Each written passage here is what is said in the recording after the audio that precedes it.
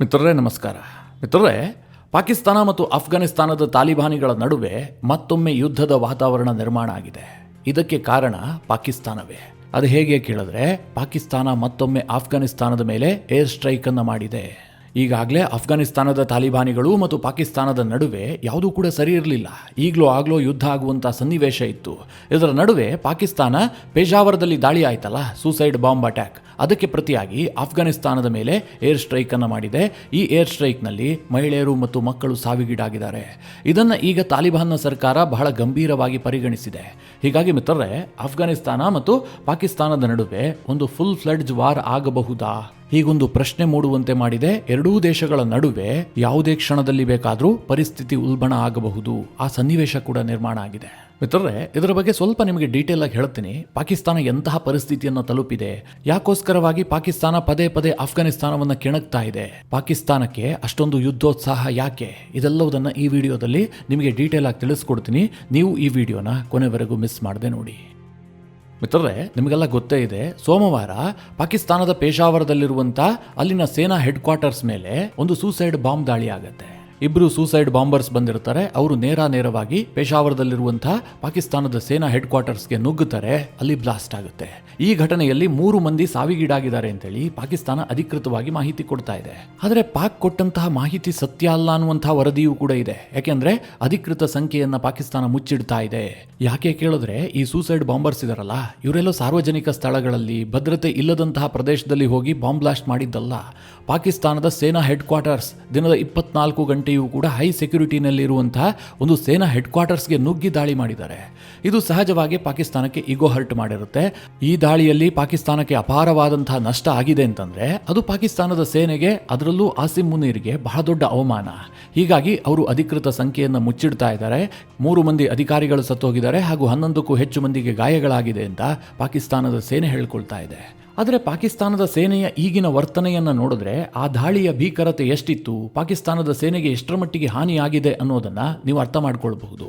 ಅದು ಹೇಗೆ ಕೇಳಿದ್ರೆ, ಈ ದಾಳಿ ಆಯ್ತಲ್ಲ, ಪೇಶಾವರದ ಸೇನಾ ಕಚೇರಿಯ ಮೇಲೆ ದಾಳಿ ಆಯ್ತಲ್ಲ, ಅದಾದಂತಹ ಕೆಲವೇ ಗಂಟೆಗಳಲ್ಲಿ ಪಾಕಿಸ್ತಾನ ಅಫ್ಘಾನಿಸ್ತಾನದ ಮೇಲೆ ದಾಳಿ ಮಾಡಿದೆ. ಅದೂ ಸಹ ನಾಗರಿಕರ ಮನೆಯನ್ನ ಗುರಿಯಾಗಿಸಿ ಪಾಕಿಸ್ತಾನದ ಸೇನೆ ದಾಳಿ ಮಾಡಿದೆ. ಈ ದಾಳಿಯಲ್ಲಿ 10 ಮಂದಿ ಸಾವಿಗೀಡಾಗಿದ್ದಾರೆ ಅಂತೇಳಿ ಅಫ್ಘಾನಿಸ್ತಾನದ ತಾಲಿಬಾನ್ ಸರ್ಕಾರ ಹೇಳ್ತಾ ಇದೆ. ಆ 10 ಮಂದಿಯ ಪೈಕಿ 9 ಮಂದಿ ಮಕ್ಕಳು ಹಾಗೂ ಓರ್ವ ಮಹಿಳೆ ಸೇರಿದಾಳೆ ಅಂತ ಅಫ್ಘಾನಿಸ್ತಾನದ ತಾಲಿಬಾನ್ನ ಮುಖ್ಯ ವಕ್ತಾರನಾಗಿರುವಂತಹ ಜಬೀವುಲ್ಲಾ ಮುಜಾಹಿದ್ ಈ ಮಾಹಿತಿಯನ್ನು ಕೊಟ್ಟಿದ್ದಾನೆ. ಇದರ ಜೊತೆಗೆ ಪಾಕಿಸ್ತಾನ ಮತ್ತು ಅಫ್ಘಾನಿಸ್ತಾನದ ಗಡಿಯಲ್ಲಿರುವಂತಹ ಕುನಾರ್ ಮತ್ತು ಫಕ್ತಿಕಾ ಭಾಗದಲ್ಲೂ ಕೂಡ ಪಾಕಿಸ್ತಾನ ಏರ್ ಸ್ಟ್ರೈಕ್ ಅನ್ನು ಮಾಡಿದೆ. ಈ ಘಟನೆಯಲ್ಲೂ ಕೂಡ ಅಫ್ಘಾನಿಸ್ತಾನದ 4 ಪ್ರಜೆಗಳಿಗೆ ಗಾಯಗಳಾಗಿದೆ ಅಂತ ತಾಲಿಬಾನ್ನ ಸರ್ಕಾರ ಹೇಳ್ಕೊಂಡಿದೆ. ಈ ದಾಳಿಯ ಬಗ್ಗೆ ಪಾಕಿಸ್ತಾನದ ಸೇನೆ ಇದುವರೆಗೆ ಯಾವುದೇ ಮಾಹಿತಿಯನ್ನು ಕೊಟ್ಟಿಲ್ಲ. ಇದರ ಬಗ್ಗೆ ಯಾವುದೇ ರೀತಿಯಲ್ಲೂ ಕೂಡ ಕಮೆಂಟ್ ಅನ್ನು ಮಾಡಿಲ್ಲ. ಆದರೆ ಇದನ್ನ ಪಾಕಿಸ್ತಾನವೇ ಮಾಡಿದೆ ಅನ್ನೋದನ್ನ ಅಫ್ಘಾನಿಸ್ತಾನದ ತಾಲಿಬಾನ್ ಸರ್ಕಾರ ಹೇಳ್ಕೊಳ್ತಾ ಇದೆ. ಇನ್ನೂ ಇಂಟ್ರೆಸ್ಟಿಂಗ್ ವಿಚಾರ ಏನು ಗೊತ್ತಾ, ಅಫ್ಘಾನಿಸ್ತಾನದಲ್ಲಿರುವಂತಹ ತಾಲಿಬಾನ್ ಸರ್ಕಾರ ಮತ್ತು ಪಾಕಿಸ್ತಾನದ ನಡುವೆ ಯಾವ ರೀತಿಯಾದಂತಹ ಪರಿಸ್ಥಿತಿ ಇದೆ ಅಂತ ನಿಮಗೆಲ್ಲ ಗೊತ್ತು. ಇದರ ನಡುವೆಯೇ ಪಾಕಿಸ್ತಾನದ ಕೌನ್ಸಿಲ್ ಜನರಲ್ ಮತ್ತು ಅಫ್ಘಾನಿಸ್ತಾನದ ನಗರಹಾರ್ ಪ್ರದೇಶದ ಗವರ್ನರ್ ನಡುವೆ ನಿನ್ನೆ ತಾನೇ ಒಂದು ಹೈ ಲೆವೆಲ್ನ ಮೀಟಿಂಗ್ ಆಗಿತ್ತು. ಅದು ಕೂಡ ಜಲಾಲಾಬಾದ್ನಲ್ಲಿ. ಈ ಮೀಟಿಂಗ್ ಮುಕ್ತಾಯ ಆದಂತಹ ಕೆಲವೇ ಗಂಟೆಗಳಲ್ಲಿ ಪಾಕಿಸ್ತಾನ ಈ ದಾಳಿಯನ್ನು ಮಾಡಿದೆ. ಈ ಹಿಂದೆ ಅಕ್ಟೋಬರ್ನಲ್ಲೂ ಕೂಡ ಇದೇ ರೀತಿಯ ಪರಿಸ್ಥಿತಿ ಉಂಟಾಗಿತ್ತು. ಪಾಕಿಸ್ತಾನ ತನ್ನಲ್ಲಾಗ್ತಿರುವಂತಹ ಎಲ್ಲಾ ದಾಳಿಗೂ ಕೂಡ ಟಿಟಿಪಿ ಉಗ್ರರೇ ಕಾರಣ. ಈ ಟಿಟಿಪಿ ಉಗ್ರರನ್ನ ಅಫ್ಘಾನಿಸ್ತಾನದ ತಾಲಿಬಾನಿಗಳು ಪೋಷಿಸ್ತಾ ಇದ್ದಾರೆ. ಅಫ್ಘಾನ್ ನೆಲದಿಂದ ಉಗ್ರರು ಪಾಕಿಸ್ತಾನಕ್ಕೆ ಬಂದುಬಿಟ್ಟು ದಾಳಿ ಮಾಡ್ತಾ ಇದ್ದಾರೆ. ತೆಹರೀಕ್-ಇ ತಾಲಿಬಾನ್ ಪಾಕಿಸ್ತಾನ ಉಗ್ರ ಸಂಘಟನೆಗೆ ಅಫ್ಘಾನಿಸ್ತಾನ ಸೇಫ್ ಹೆವೆನ್ ಆಗಿದೆ ಅಂತೇಳಿ ಪಾಕಿಸ್ತಾನ ದೂಷಿಸಿತ್ತು. ಇದಕ್ಕೆ ಪ್ರತಿಯಾಗಿ ಅಫ್ಘಾನಿಸ್ತಾನದ ಮೇಲೆ ಏರ್ ಸ್ಟ್ರೈಕ್ ಅನ್ನು ಕೂಡ ಮಾಡಿತ್ತು. ಮಿತ್ರರೇ, ಆಗ ಯುದ್ಧದ ಸನ್ನಿವೇಶ ನಿರ್ಮಾಣ ಆಗಿ ಅಫ್ಘಾನಿಸ್ತಾನ ಅದು ಎಂತಹ ಏಟನ್ನು ಕೊಟ್ಟಿತ್ತು ಅಂತಂದ್ರೆ ಪಾಕಿಸ್ತಾನದವರ ಮರ್ಯಾದೆಯನ್ನು 3 ಕಾಸಿಗೆ ಹರಾಜು ಹಾಕ್ಬಿಟ್ಟಿತ್ತು. ಅಕ್ಟೋಬರ್ನಲ್ಲಿ ಪಾಕಿಸ್ತಾನ ತಾನೇ ಕಾಲ್ ಕೆರ್ಕೊಂಡು ಹೋಗಿ ಒದೆ ತಿನ್ಕೊಂಡು ಬಂದಿತ್ತು. ಎಷ್ಟರ ಮಟ್ಟಿಗೆ ಅಂತಂದ್ರೆ ಅಫ್ಘಾನಿಸ್ತಾನದ ತಾಲಿಬಾನಿ ಸೈನಿಕರು ಪಾಕಿಸ್ತಾನದ ಒಳಗೆ ನುಗ್ಗಿ ಪಾಕಿಸ್ತಾನದ ಸೈನಿಕರನ್ನೆಲ್ಲ ಹೊತ್ತೊಯ್ದಿದ್ರು. ಅಷ್ಟು ಮಾತ್ರ ಅಲ್ಲ, ಅವರ ಪ್ಯಾಂಟ್ಗಳನ್ನು ಬಿಚ್ಚಿ ಪ್ರದರ್ಶನ ಮಾಡಿದ್ರು. ಪಾಕಿಸ್ತಾನದ ಟ್ಯಾಂಕ್ಗಳನ್ನು ವಶಕ್ಕೆ ಪಡೆದಿದ್ರು. ನನ್ನ ಅಭಿಪ್ರಾಯದ ಪ್ರಕಾರ ಅಕ್ಟೋಬರ್ ತಿಂಗಳಿನಲ್ಲಿ ಪಾಕ್ ಮತ್ತು ಅಫ್ಘಾನ್ ನಡುವೆ ಯುದ್ಧ ಆಯ್ತಲ್ಲ, ಇದರಲ್ಲಿ ಪಾಕಿಸ್ತಾನವೇ ಸೋತಿದ್ದು. ಭೂದಾಳಿಯಲ್ಲಿ ಅಫ್ಘಾನಿಸ್ತಾನವನ್ನು ಪಾಕಿಸ್ತಾನ ಎದುರಿಸೋದಕ್ಕಾಗಲಿಲ್ಲ, ಅವರಿಗೆ ಸೋಲಾಯಿತು. ತನ್ನಲ್ಲಿರುವಂತಹ ಏರ್ ಪವರ್ ಅನ್ನು ಬಳಸಿಕೊಂಡು ಅಫ್ಘಾನಿಸ್ತಾನದ ಮೇಲೆ ಇವರು ಹೋಗಿ ಬಾಂಬ್ ಹಾಕಿ ಬಂದರು. ಅದೇನು ದೊಡ್ಡ ವಿಚಾರ ಅಲ್ಲ ಬಿಡಿ, ಯಾಕೆಂದ್ರೆ ಅಫ್ಘಾನಿಸ್ತಾನದ ಬಳಿಯಲ್ಲಿ ಏರ್ ಫೋರ್ಸೇ ಇಲ್ಲ. ಹೀಗಾಗಿ ಎರಡೂ ದೇಶಗಳ ನಡುವೆ ಭೂದಾಳಿ ಆಯ್ತಲ್ಲ, ಅದರಲ್ಲಿ ಅಫ್ಘಾನಿಗಳ ಕೈಯೇ ಮೇಲಾಗಿತ್ತು. ಅನಂತರ ಇದೇ ಪಾಕಿಸ್ತಾನ ಅಫ್ಘಾನ್ ತಾಲಿಬಾನಿಗಳ ಮುಂದೆ ಹೋಗಿ ಅಂಗಲಾಚಿ ಯುದ್ಧ ವಿರಾಮಕ್ಕೆ ಬೇಡಿಕೆಯನ್ನು ಸಲ್ಲಿಸಿತು. ಅಂತಿಮವಾಗಿ ಕತಾರ್ನಲ್ಲಿ ಎರಡೂ ದೇಶದ ರಕ್ಷಣಾ ಸಚಿವರು ಸೇರಿಕೊಂಡು ಒಂದು ತಾತ್ಕಾಲಿಕವಾದಂತಹ ಯುದ್ಧ ವಿರಾಮವನ್ನು ಘೋಷಣೆ ಮಾಡಿದರು. ನಂತರ ತುರ್ಕಿಯಲ್ಲಿ ಎರಡನೇ ಹಂತದ ಮಾತುಕತೆ ನಡೀತು. ಆಗ ಪಾಕಿಸ್ತಾನ ಮತ್ತು ಅಫ್ಘಾನಿಸ್ತಾನದ ನಡುವೆ ಯಾವುದೇ ರೀತಿಯಲ್ಲೂ ಒಮ್ಮತ ಮೂಡಿರಲಿಲ್ಲ. ಪಾಕಿಸ್ತಾನ ಏನು ಡಿಮ್ಯಾಂಡ್ ಮಾಡಿತ್ತು ಗೊತ್ತಾ? ಈ TTP ಉಗ್ರರ ವಿರುದ್ಧವಾಗಿ ತಾಲಿಬಾನಿಗಳು ಕ್ರಮ ಕೈಗೊಳ್ಳಬೇಕು. ಜೊತೆಗೆ ಪಾಕಿಸ್ತಾನದಲ್ಲಿ ಯಾವಾಗ ಈ ರೀತಿಯ ದಾಳಿಗಳಾಗ್ತಾವೋ ಆ ಸಂದರ್ಭದಲ್ಲಿ ಪಾಕಿಸ್ತಾನ ಅಫ್ಘಾನಿಸ್ತಾನಕ್ಕೆ ನುಗ್ಗಿ TTP ಉಗ್ರ ಶಿಬಿರಗಳ ಮೇಲೆ ದಾಳಿಯನ್ನ ಮಾಡುತ್ತೆ. ಅದಕ್ಕೆ ಅಫ್ಘಾನಿಸ್ತಾನದ ತಾಲಿಬಾನಿಗಳು ಒಪ್ಕೊಳ್ಳಬೇಕು ಅಂತ ಪಾಕಿಸ್ತಾನ ಡಿಮ್ಯಾಂಡ್ ಇಟ್ಟಿತ್ತು. ಮಿತ್ರರೇ, ಯಾವುದಾದ್ರೂ ದೇಶ ಒಪ್ಕೊಳ್ಳುತ್ತಾ ಇದಕ್ಕೆ? ತನ್ನ ದೇಶಕ್ಕೆ ಬಂದುಬಿಟ್ಟು ಬಾಂಬ್ ಹಾಕಿ ಹೋಗಿ ಅಂತ. ತಾಲಿಬಾನಿಗಳು ಇದನ್ನು ವಿರೋಧಿಸಿದ್ರು. ಯಾವ ಕಾರಣಕ್ಕೂ ಕೂಡ ನಾವು ಅದಕ್ಕೆ ಅವಕಾಶ ಕೊಡೋದಿಲ್ಲ, ಇದು ನಮ್ಮ ಸಾರ್ವಭೌಮತ್ವಕ್ಕೆ ಧಕ್ಕೆ ಬರುತ್ತೆ, ಇಂತಹ ಅವಮಾನಕಾರಿಯಾದಂತಹ ಒಪ್ಪಂದಕ್ಕೆ ನಾವು ಸಹಿ ಹಾಕೋದಿಲ್ಲ ಅಂತ ಅಫ್ಘಾನಿಸ್ತಾನದ ತಾಲಿಬಾನ್ ಸರ್ಕಾರ ಆ ಮೀಟಿಂಗ್ನಿಂದ ವಾಕೌಟ್ ಮಾಡಿತ್ತು. ಟರ್ಕಿಯ ಒತ್ತಡದ ನಡುವೆಯೂ ಕೂಡ ಅಫ್ಘಾನ್ ಇಂತಹ ದಿಟ್ಟ ನಿರ್ಧಾರವನ್ನು ಕೈಗೊಂಡಿತ್ತು. ಮಿತ್ರರೇ, ಅಂದಿನ ದಿನದಿಂದಲೂ ಕೂಡ ಪಾಕಿಸ್ತಾನ ಮತ್ತು ಅಫ್ಘಾನಿಸ್ತಾನದ ಸಂಬಂಧ ಮತ್ತಷ್ಟು ಹಳಸ್ತಲೇ ಬಂದಿದೆ. ಇದರ ನಡುವೆ ಪೆಶಾವರದ ಸೇನಾ ಕಚೇರಿಯ ಮೇಲೆ ದಾಳಿ ಆಯ್ತಲ್ಲ, ಇದು ಪಾಕಿಸ್ತಾನಕ್ಕೆ ಭಾರಿ ಈಗೋ ಹರ್ಟ್ ಮಾಡಿತು. ಹೀಗಾಗಿ ತನ್ನ ಜನರ ಮುಂದೆ ತಾನೊಬ್ಬ ದೊಡ್ಡ ಡಾನ್ ಅಂತ ತೋರಿಸ್ಕೊಳ್ಬೇಕಲ್ಲ, ಇದೇ ಕಾರಣದಿಂದ ಆಸಿಮ್ ಮುನೀರ್ ಮತ್ತೆ ಅಫ್ಘಾನಿಸ್ತಾನದ ಮೇಲೆ ಏರ್ ಸ್ಟ್ರೈಕ್ ಅನ್ನು ಮಾಡಿಸಿದ್ದಾನೆ. ಮಿತ್ರರೇ, ಈ ದಾಳಿ ಆದ ಬಳಿಕ ತಾಲಿಬಾನಿಗಳು ಕೊಟ್ಟಂತಹ ಪ್ರತಿಕ್ರಿಯೆಯನ್ನು ನೋಡಿದ್ರೆ ಅವರಂತೂ ಸುಮ್ಮನೆ ಕೂರೋದಿಲ್ಲ. ಇದಕ್ಕೆ ಪ್ರತಿಯಾಗಿ ಪಾಕಿಸ್ತಾನದ ಮೇಲೆ ಮತ್ತೆ ಅಫ್ಘಾನಿಸ್ತಾನ ದಾಳಿ ಮಾಡುವಂತಹ ಸಾಧ್ಯತೆ 100ಕ್ಕೆ 99% ಇದೆ. ಯಾಕೆ ಅಫ್ಘಾನಿಸ್ತಾನದ ತಾಲಿಬಾನಿಗಳು ದಾಳಿ ಮಾಡ್ತಾರೆ ಅಂತಂದ್ರೆ, ಈಗ ಪಾಕಿಸ್ತಾನ ದಾಳಿ ಮಾಡಿದೆಯಲ್ಲ, ಈ ಸಂದರ್ಭದಲ್ಲಿ ತಾಲಿಬಾನಿಗಳು ಸುಮ್ಮನೆ ಕೂತಿದ್ದೆ ಆದ್ರೆ ಪಾಕಿಸ್ತಾನ ಇದನ್ನ ಅಡ್ವಾಂಟೇಜ್ ಆಗಿ ಪರಿಗಣಿಸುತ್ತೆ. ಮುಂದೆ ಪಾಕಿಸ್ತಾನದಲ್ಲಿ ಯಾವುದೇ ದಾಳಿ ಆದರೂ ಕೂಡ ಅದಕ್ಕೆ ಪ್ರತಿಯಾಗಿ ಅಫ್ಘಾನಿಸ್ತಾನಕ್ಕೆ ಬಾಂಬ್ ಹಾಕುವ ಕೆಲಸವನ್ನ ಪಾಕಿಸ್ತಾನ ಮಾಡುತ್ತೆ. ಇದು ಅಫ್ಘಾನಿಸ್ತಾನದ ತಾಲಿಬಾನಿಗಳಿಗೆ ದೊಡ್ಡ ತಲೆನೋವಾಗಿದೆ. ಹೀಗಾಗಿ ಅವರು ಈ ಸಂದರ್ಭದಲ್ಲಿ ಸುಮ್ಮನೆ ಕೂರುವ ಮಾತೇ ಇಲ್ಲ. ಪಾಕಿಸ್ತಾನದ ಮೇಲೆ ಪ್ರತಿದಾಳಿಯ ಪ್ರಯತ್ನವನ್ನ ಅಫ್ಘಾನ್ನ ತಾಲಿಬಾನಿಗಳು ಮಾಡಿಯೇ ಮಾಡ್ತಾರೆ. ಹಾಗೊಂದು ವೇಳೆ ಅಫ್ಘಾನಿಸ್ತಾನ ಏನಾದರೂ ಪಾಕಿಸ್ತಾನದ ಮೇಲೆ ಪ್ರತಿದಾಳಿ ಮಾಡ್ತು ಅಂತಂದ್ರೆ ಆಗ 100ಕ್ಕೆ 100ರಷ್ಟು ಫುಲ್ ಸ್ಕೇಲ್ ವಾರ್ ಆಗುವಂತ ಸಾಧ್ಯತೆಗಳಿದ್ದಾವೆ. ಮಿತ್ರರೇ, ಇದನ್ನೆಲ್ಲ ಹೇಳದಂತಹ ಸಂದರ್ಭದಲ್ಲಿ ಇದರಲ್ಲಿ ಭಾರತದ ಪಾತ್ರ ಏನು ಅನ್ನುವಂತಹ ಪ್ರಶ್ನೆ ಬರುತ್ತಲ್ವಾ? ಇವತ್ತು ಪಾಕಿಸ್ತಾನ ಮತ್ತು ಅಫ್ಘಾನಿಸ್ತಾನದ ನಡುವೆ ಪರಿಸ್ಥಿತಿ ಇಷ್ಟೆಲ್ಲ ಹದಗೆಡೋದಕ್ಕೆ ಮೂಲ ಕಾರಣವೇ ಭಾರತ. ಹೀಗೆ ಹೇಳಿದ್ರೆ ನಿಮಗೆ ಆಶ್ಚರ್ಯ ಆಗಬಹುದು, ಆದರೂ ಕೂಡ ಸತ್ಯ. ಯಾವಾಗ ಅಫ್ಘಾನಿಸ್ತಾನದ ತಾಲಿಬಾನಿಗಳು ಭಾರತಕ್ಕೆ ತೀರಾ ಹತ್ತಿರ ಆಗೋದಕ್ಕೆ ಯತ್ನ ಮಾಡ್ತಾ ಇದ್ದಾರೋ ಆಗೆಲ್ಲ ಪಾಕಿಸ್ತಾನಕ್ಕೆ ಅದು ಇರುವೆ ಬಿಟ್ಟ ಹಾಗೆ ಆಗ್ತಾ ಇದೆ. ತಕ್ಷಣಕ್ಕೆ ಅವರು ರಿಯಾಕ್ಟ್ ಮಾಡ್ತಾ ಇದ್ದಾರೆ. ನೀವೇ ನೋಡಿ, ಅಕ್ಟೋಬರ್ನಲ್ಲಿ ದಾಳಿ ಆಯ್ತಲ್ಲ, ಆ ಸಂದರ್ಭದಲ್ಲಿ ಅಫ್ಘಾನ್ ಮತ್ತು ಭಾರತದ ನಡುವೆ ಏನಾಗಿತ್ತು? ಅಫ್ಘಾನಿಸ್ತಾನದ ಫಾರಿನ್ ಅಫೇರ್ಸ್ ಮಿನಿಸ್ಟರ್ ಭಾರತ ಪ್ರವಾಸವನ್ನು ಕೈಗೊಂಡಿದ್ರು. ಅಮೀರ್ ಖಾನ್ ಮುಟಾಕಿ ಬರೋಬ್ಬರಿ 1 ವಾರಗಳ ಕಾಲ ಭಾರತದಲ್ಲೇ ಇದ್ರು. ಅದೇ ಸಂದರ್ಭದಲ್ಲಿ ಪಾಕಿಸ್ತಾನ ಏರ್ ಸ್ಟ್ರೈಕ್ ಅನ್ನು ಮಾಡಿತ್ತು. ಈಗಲೂ ಕೂಡ ಮಿತ್ರರೇ, ಅಫ್ಘಾನಿಸ್ತಾನದ ಮೇಲೆ ಪಾಕಿಸ್ತಾನ ದಾಳಿ ಮಾಡಿದೆಯಲ್ಲ, ಈ ಸಂದರ್ಭದಲ್ಲೂ ಕೂಡ ಅಫ್ಘಾನ್ನ ಕಾಮರ್ಸ್ ಮಿನಿಸ್ಟರ್ ಭಾರತ ಪ್ರವಾಸವನ್ನ ಕೈಗೊಂಡಿದ್ರು.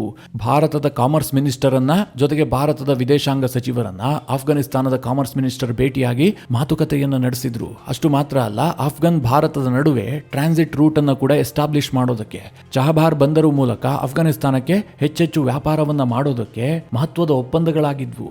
ಅಂದರೆ 2 ತಿಂಗಳ ಅವಧಿಯಲ್ಲಿ ಇಬ್ಬಿಬ್ಬರು ಅಫ್ಘಾನ್ ಸಚಿವರು ಭಾರತ ಪ್ರವಾಸ ಕೈಗೊಂಡಿದ್ದು, ಭಾರತ ಸರ್ಕಾರದ ಜೊತೆಗೆ ಅವರು ಎಂಗೇಜ್ ಆಗ್ತಿರುವ ರೀತಿಯನ್ನು ನೋಡಿದ್ರೆ ಭಾರತ ಮತ್ತು ಅಫ್ಘಾನ್ನ ಸಂಬಂಧ ಬಹಳ ಗಟ್ಟಿಗೊಳ್ತಾ ಇದೆ ಅಂತ ಪಾಕಿಸ್ತಾನಕ್ಕೆ ಅರ್ಥ ಆಗಿತ್ತು.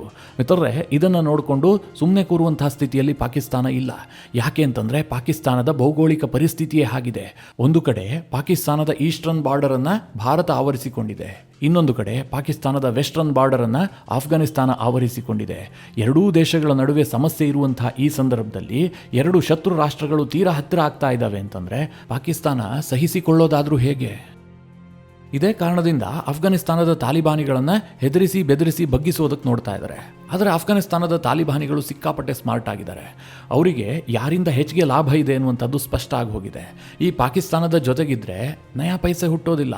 ಅದೇ ಭಾರತದೊಂದಿಗೆ ಸ್ನೇಹವನ್ನು ಸಂಪಾದನೆ ಮಾಡಿದ್ದೇ ಆದರೆ ಅಫ್ಘಾನಿಸ್ತಾನಕ್ಕೆ ಎಷ್ಟೆಲ್ಲ ಲಾಭಗಳಿದೆ. ಈ ಹಿಂದೆ ಕೂಡ ನಾನು ಹೇಳಿದ್ದೀನಿ, ಭಾರತದಂತಹ ವಿಶ್ವಮಟ್ಟದಲ್ಲಿ ಹೆಚ್ಚು ಪ್ರಭಾವ ಇರುವಂತಹ ದೇಶ, ಜೊತೆಗೆ ಕ್ಲೀನ್ ಟ್ರ್ಯಾಕ್ ರೆಕಾರ್ಡ್ ಇಟ್ಕೊಂಡಿರುವಂತಹ ದೇಶದ ಜೊತೆಗೆ ಅಫ್ಘಾನಿಸ್ತಾನದ ತಾಲಿಬಾನಿಗಳು ಗುರುತಿಸಿಕೊಂಡ್ರೆ ಅದು ವಿಶ್ವಸಂಸ್ಥೆಯಿಂದ ಹಿಡಿದು ವಿಶ್ವದ ಎಲ್ಲ ದೇಶಗಳ ವೇದಿಕೆಯಲ್ಲೂ ಕೂಡ ಅಫ್ಘಾನಿಸ್ತಾನದ ತಾಲಿಬಾನಿಗಳಿಗೆ ಹೆಲ್ಪ್ ಆಗುತ್ತೆ.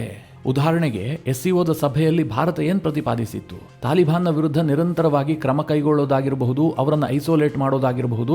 ಇದನ್ನ ಮಾಡಿದ್ರೆ ಯಾವುದೇ ಪರಿಹಾರ ಸಿಗೋದಿಲ್ಲ. ಅವರನ್ನು ದೂರ ಇಟ್ಟು ಏನೋ ಸಾಧನೆ ಮಾಡ್ತೀವಿ ಅಂತಂದ್ರೆ ಅದು ತಪ್ಪು. ಹೀಗಂತ ಭಾರತ ಅಫ್ಘಾನಿಸ್ತಾನದ ತಾಲಿಬಾನಿಗಳ ಪರವಾಗಿ ಬ್ಯಾಟ್ ಬೀಸಿತ್ತು. ಅಂದರೆ ತಾಲಿಬಾನಿಗಳಿಗೆ ಭಾರತದ ಸ್ನೇಹ ಲಾಭ ಆಗುತ್ತೆ ಅನ್ನುವಂಥದ್ದು ಗೊತ್ತಾಗಿದೆ. ಹೀಗಾಗಿ ಅವರು ಪಾಕಿಸ್ತಾನಕ್ಕೆ ಮಣೆ ಹಾಕ್ತಾ ಇಲ್ಲ. ಎಷ್ಟರ ಮಟ್ಟಿಗೆ ಅಫ್ಘಾನಿಸ್ತಾನದ ತಾಲಿಬಾನಿಗಳು ಸಿಡಿದೆದ್ದಿದ್ದಾರೆ ಅಂತಂದರೆ ಅಫ್ಘಾನ್ ಮತ್ತು ಪಾಕಿಸ್ತಾನದ ನಡುವೆ ಸಂಘರ್ಷ ಆದ ಬಳಿಕ ಪಾಕಿಸ್ತಾನದ ಸರ್ಕಾರ ಒಂದು ತೀರ್ಮಾನ ಕೈಗೊಳ್ತು. ಅಫ್ಘಾನಿಸ್ತಾನಕ್ಕೆ ಎಲ್ಲ ಟ್ರೇಡ್ ರೂಟ್ಗಳನ್ನು ಬಂದ್ ಮಾಡ್ತೀವಿ, ಬಾರ್ಡರನ್ನು ಕ್ಲೋಸ್ ಮಾಡ್ತೀವಿ ಅಂತ ತೀರ್ಮಾನ ಕೈಗೊಂಡ್ರು. ಆದರೂ ಸಹ ಒಂದು ಲ್ಯಾಂಡ್ ಲಾಕ್ಡ್ ಕಂಟ್ರಿಯಾಗಿ ಅಫ್ಘಾನಿಸ್ತಾನದ ತಾಲಿಬಾನ್ ಸರ್ಕಾರ ಬಗ್ಗಲಿಲ್ಲ, ಪಾಕಿಸ್ತಾನಕ್ಕೆ ಸೊಪ್ಪು ಹಾಕುವಂಥ ಕೆಲಸ ಮಾಡಿಲ್ಲ. ನಮಗೂ ಬೇರೆ ರೂಟ್ಗಳಿದ್ದಾವೆ, ನಾವು ಅದನ್ನು ನೋಡ್ಕೊಳ್ತೀವಿ ಅಂತ ಅವರು ಮುಂದುವರೆದ್ರು. ಇದರಿಂದ ನಷ್ಟ ಆಗಿದ್ದು ಯಾರಿಗೆ ಕೇಳಿದ್ರೆ ಪಾಕಿಸ್ತಾನಕ್ಕೆ. ಯಾಕೆ ಅಂತ ಹೇಳ್ತೀನಿ ಕೇಳಿ. ಒಂದು ಕಡೆ ಭಾರತದ ಬಾರ್ಡರ್ ಕೂಡ ಕ್ಲೋಸ್ ಆಗಿದೆ, ಭಾರತ ಮತ್ತು ಪಾಕಿಸ್ತಾನದ ನಡುವೆ ಒಂದು ಸೂಜಿಯೂ ಕೂಡ ವ್ಯಾಪಾರ ಆಗೋದಿಲ್ಲ. ಇನ್ನೊಂದು ಕಡೆ ಅಫ್ಘಾನಿಸ್ತಾನದ ಬಾರ್ಡರನ್ನು ಕೂಡ ಪಾಕಿಸ್ತಾನ ಬಂದ್ ಮಾಡಿ ಇಟ್ಕೊಂಡಿದೆ. ಎರಡು ಅತ್ಯಂತ ಇಂಪಾರ್ಟೆಂಟ್ ಆದಂಥ ಅತಿ ಹೆಚ್ಚು ಬಾರ್ಡರ್ ಶೇರ್ ಮಾಡಿದಂಥ ದೇಶಗಳ ಜೊತೆಗೆ ಪಾಕಿಸ್ತಾನ ಇವತ್ತು ಲಾಕ್ ಆಗಿ ಕುಳಿತುಕೊಂಡಿದೆ. ಈ ಒತ್ತಡದಲ್ಲಿರುವಂತಹ ಪಾಕಿಸ್ತಾನ ಈಗ ತಾನು ಮಾಡಿದಂಥ ತಪ್ಪಿಗೆ ನನಗೆ ಅಫ್ಘಾನಿಸ್ತಾನ ಈಸಿ ಟಾರ್ಗೆಟ್, ಅವ್ರ ಮೇಲೆ ಬಾಂಬ್ ಹಾಕ್ಬಿಟ್ಟು ಅವರನ್ನು ಹೆದರಿಸ್ತೀನಿ ಅಂತ ಪದೇ ಪದೇ ಯತ್ನ ಮಾಡ್ತಾ ಇದೆ. ಯಾಕೆ ಅಂತಂದರೆ ಅಫ್ಘಾನಿಸ್ತಾನ ನಮಗಿಂತ ಸಿಕ್ಕಾಪಟ್ಟೆ ವೀಕ್ ಆಗಿದೆ, ಯುದ್ಧದಲ್ಲಿ ಅವ್ರು ಗೆಲ್ಲೋದಕ್ಕೆ ಸಾಧ್ಯ ಇಲ್ಲ ಅನ್ನುವಂಥದ್ದು ಪಾಕಿಸ್ತಾನದ ಭಾವನೆ. ಇದೇ ಹುಂಬ ಧೈರ್ಯದಲ್ಲಿ ಮತ್ತೊಮ್ಮೆ ಅಫ್ಘಾನಿಸ್ತಾನದ ತಾಲಿಬಾನಿಗಳನ್ನು ಪಾಕಿಸ್ತಾನದವರು ಕೆಣಕಿದ್ದಾರೆ. ಮಿತ್ರರೇ, ಈ ತಾಲಿಬಾನಿಗಳು ಈ ಬಾರಿ ಯಾವ ರೀತಿಯಾಗಿ ಉತ್ತರ ಕೊಡ್ತಾರೆ, ಇದು ಮುಂದಿನ 24 ಗಂಟೆಗಳಲ್ಲಿ ಗೊತ್ತಾಗುವಂಥ ಸಾಧ್ಯತೆಗಳಿದೆ. ಇವತ್ತು ರಾತ್ರಿ ಏನು ಬೇಕಾದರೂ ಆಗಬಹುದು. ತಾಲಿಬಾನಿಗಳು ಮತ್ತೊಮ್ಮೆ ಪಾಕಿಸ್ತಾನಕ್ಕೆ ಹೊಡೆಯುವಂಥ ನಿರ್ಧಾರ ಮಾಡಿದ್ರೂ ಕೂಡ ಆಶ್ಚರ್ಯ ಏನಿಲ್ಲ. ಮಿತ್ರರೇ, ಈ ವಿಚಾರದ ಕುರಿತಾಗಿ ನಿಮ್ಮ ಅನಿಸಿಕೆ ಅಭಿಪ್ರಾಯಗಳೇನು ಕಮೆಂಟ್ ಮಾಡುವ ಮೂಲಕ ನಮಗೆ ತಿಳಿಸಿ. ಹಾಗೆ ನಿಮಗೆ ಈ ವಿಡಿಯೋ ಇಷ್ಟವಾದರೆ ಲೈಕ್ ಮಾಡಿ. ಜೊತೆಗೆ ನೀವಿನ್ನೂ ನಿಮ್ಮ ನೆಚ್ಚಿನ ಸಂಸ್ಕಾರ ಸೌರಭ ಯೂಟ್ಯೂಬ್ ಚಾನಲ್ನ ಸಬ್ಸ್ಕ್ರೈಬ್ ಮಾಡಿಲ್ಲ ಅಂತಾದರೆ ಈ ಕೂಡಲೇ ಸಬ್ಸ್ಕ್ರೈಬ್ ಮಾಡಿ. ಮುಂದಿನ ಎಲ್ಲ ಅಪ್ಡೇಟ್ಗಳ ನೋಟಿಫಿಕೇಷನ್ಗಾಗಿ ಬೆಲ್ ಐಕಾನ್ ಒತ್ತಿ.